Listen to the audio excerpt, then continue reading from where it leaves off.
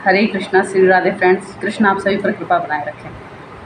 Friends, आज हम सब चर्चा करेंगे भगवान श्री हरि के नारायण नाम की महिमा के बारे में। इस नारायण नाम की महिमा क्या है, कैसी है? प्रभु के वैसे हर नाम की महिमा अपरंपार है, फिर भी हम एक कलयुग में जो हैं उसमें हमारे लिए नाम अत्यधिक उपयोगी है। भगवान श्री हरि का नाम ही स्वयं भगवान है। ये सिद्ध होता है श्रीमद् भागवतम महापुराण, जो कि पंचम पुराण है, उसमें अजामिल की कथा आती है। अजामिल की कथा से आज हम जानेंगे कि कलयुग केवल नाम आधारा, सुमिर सुमिर नर उतरे पारा।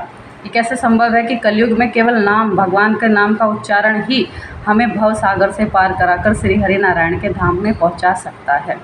उसे जानने के लिए आज हम अजामिल की कथा सुनेंगे, बहुत छोटे से सार में बहुत बड़ा सीखने की कोशिश करेंगे। फ्रेंड्स, यदि आप सभी को ये कथा अच्छी लगे तो कमेंट्स बॉक्स में ज़रूर बताइए। आइए जानते हैं। कन्नौज एक यूपी का एरिया है जहाँ पर कान्यकुब्ज ब्राह्मण रहता था, जिसका नाम अजामिल था। अजामिल अपने पिता के ही अनुसार पूर्ण रूप से भक्त था, पर एक दिन उसने अपने पिता के कहने से वन में जाकर फूल, पत्ती और फल प्रभु के लिए अर्पित करने के लिए ढूंढने गया। वन में जाकर उसका मन अपनी आँखों की इंद्रियों से भटक जाता है। उसे दिखता है कि कोई शूद्र व्यक्ति है जो किसी वैश्या के साथ रमण कर रहा है। उनकी काम उत्तेजना बढ़ने लगती है। चूँकि अजामिल ने सबसे पहले देखा, यहाँ हमें एक बहुत अच्छी शिक्षा मिलती है कि हमें वही देखना चाहिए जिससे प्रभु का ध्यान हो। ऐसा कुछ भी नहीं देखना चाहिए जिससे हमारा मन और इंद्रियाँ भटक जाएं प्रभु के चरणों से। तो इसी प्रकार फ्रेंड, जब उसने वो सब देखा तो उसका भी काममुक्त मन हो चुका था। उसे भी लगा कि उसे भी उस वैश्या के साथ रमण करना चाहिए, और वहीं पर उसने उसी वैश्या से विवाह कर लिया और घर आता है। घर आकर उसने अपनी विवाहित पत्नी को घर से निकाल दिया, पिता की भी मृत्यु कर दी, सारी संपत्ति को बेच दिया उस वैश्या को खुश करने के लिए।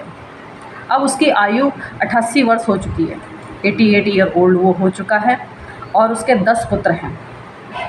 इतने वर्ष बीत जाने के बाद उसके 10 पुत्रों में जो सबसे छोटा पुत्र होता है उसका नाम नारायण हुआ। उसका नाम नारायण उसने कैसे रखा? एक दिन उसके गांव में कुछ ब्राह्मण आते हैं, साधु ब्राह्मण, साधु संत प्रत्येक गांव से जब निकलते हैं तो वह कहीं भी भोजन और पान कर लेते हैं। तो उन्होंने किसी से पूछा कि यहाँ पर कौन ऐसा ब्राह्मण है जो हमें भोजन करा सकता है। तो कुछ लोगों ने अजामिल के घर की ओर इशारा करके कहा कि ये बहुत उत्तम ब्राह्मण है, ये आपको भोजन करा देगा। लेकिन अजामिल ने साधुओं से यही कहा कि मैं बहुत ही दुष्ट किस्म का हूँ, मैं बिल्कुल भी आस्तिक नहीं हूँ, पूर्ण रूप से नास्तिक हूँ। मैंने बहुत सारे गलत कर्म किए हैं, पाप कर्म किए हैं, आप मेरे यहाँ का भोजन ग्रहण ना करें। साधुओं ने कहा कि ठीक है, तो आप हमें कुछ कच्चा सामग्री ही दे दो, हम भोजन स्वयं पका लेंगे, भोजन की सामग्री हमें दे दो। तो उसने भोजन की सामग्री दी, साधुओं ने भोजन पकाया और उसको जीमा, और जीमने के बाद साधुओं ने कहा कि साधु धर्म होता है कि वह जिसके यहाँ भोजन जीमते हैं उसको आशीर्वाद तो देकर जाते हैं। तो उन्होंने कहा कि तुम एक काम करो, जो तुम्हारी स्त्री गर्भवती है उसका छोटा पुत्र जो होगा, तुम्हारा छोटा पुत्र जो होगा, उसका नाम तुम रख देना नारायण। इससे हो सकता है कि तुम्हारे पाप कर्म कुछ कम हो जाएं। फ्रेंड, ऐसा ही होता है। उसने सोचा कि बच्चे का कुछ ना कुछ तो नाम रखना है, क्यों ना नारायण रख दिया जाए। इसी प्रकार उम्र बीतती चली गई और उसके मृत्यु का समय निकट आ गया। एक दिन जब वह बाहर की ओर लेटा हुआ था तो उसे ऐसा महसूस हुआ कि उसकी मृत्यु बहुत समीप है। उसने 3 यमदूतों को देखा जो कि बहुत भयावह दिख रहे थे, जिनसे डरकर उसने भय के कारण पुकारा, पुत्र नारायण, यहाँ आओ, मेरी सहायता करो, मुझे इन तीनों से बचाओ। ये सुन के भगवान श्री हरि विष्णु के पार्षद वहाँ आते हैं, जय विजय। उन्होंने देखा कि स्वामी का नाम इतनी तेज चिल्लाने वाले को यमदूत क्यों इतना खींच रहे हैं, इतना डरा रहे हैं, इतना कष्ट पहुँचा रहे हैं, हम इसे बचाएंगे। और उन्होंने जाके यमदूतों को दूर कर दिया और उसे बचाया। यमदूतों ने कहा, आप हमारे मार्ग में बाधा बनने वाले होते कौन हैं?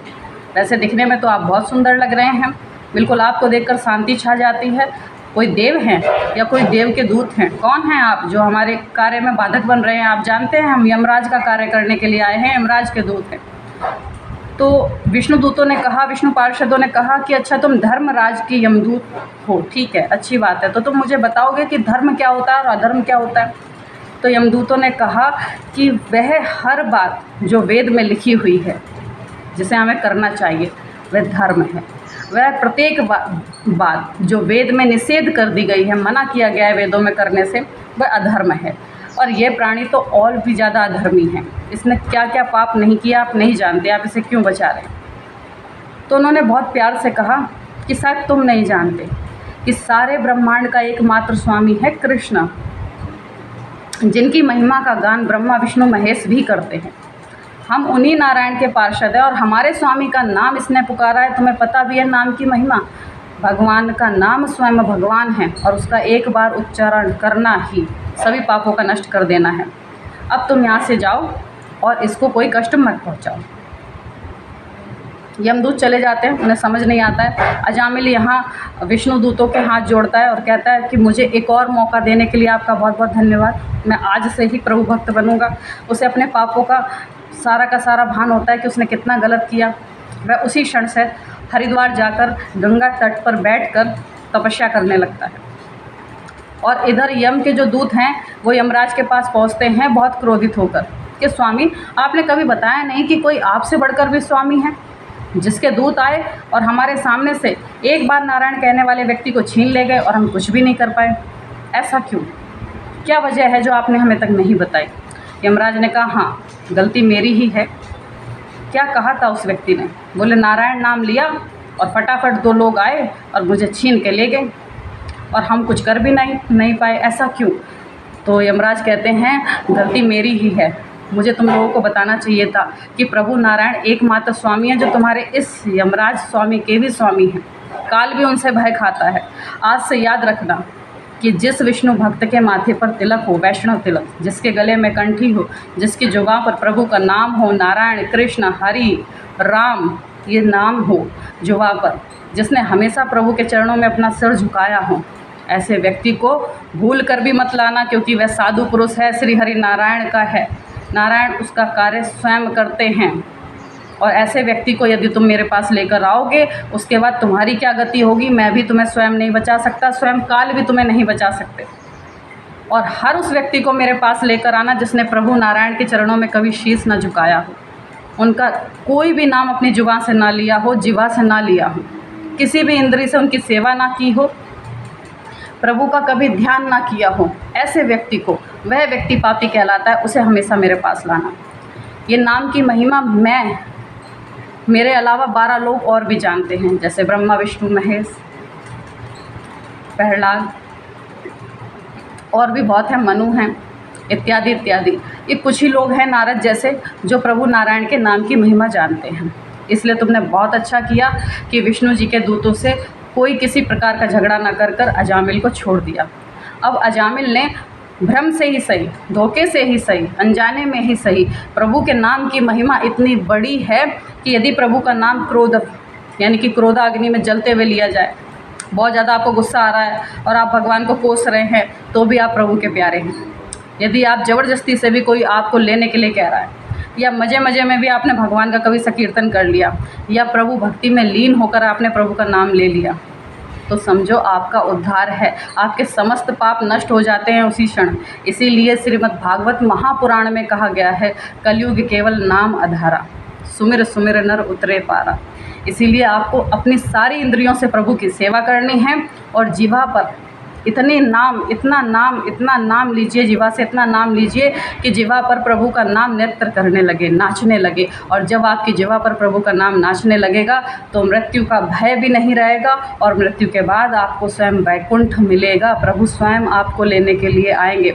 और ऐसा ही कुछ होता है अंत में अजामिल के साथ। अजामिल उधर हरिद्वार में बैठ के तपस्या कर ही रहा होता है कि वह अपना गंगा तट पर बैठकर शरीर को त्याग देता है और वही विष्णु पार्षद उसे लेने के लिए आते हैं, जिनका नाम जय विजय है। और बड़े ही प्यार से वो विष्णु पार्षदों के साथ विष्णु लोक वैकुंठ धाम को जाता है। तो प्रभु के इतने प्यारे नाम को हम सभी लोग एक बार अपने मुख से दोहराएंगे, ओम नमो नारायण, नारायण नारायण। यदि आपको अजामिल की कथा बहुत अच्छी लगी हो तो प्लीज़ कमेंट करके बताएं, और ये भी बताएं कि इस कथा के अलावा भी आप कोई सी कथा सुनना चाहते हैं तो प्लीज़ कमेंट करके अवश्य बताएं। आप सभी पर कृष्ण कृपा बनी रहे। हरे कृष्णा, श्री राधे।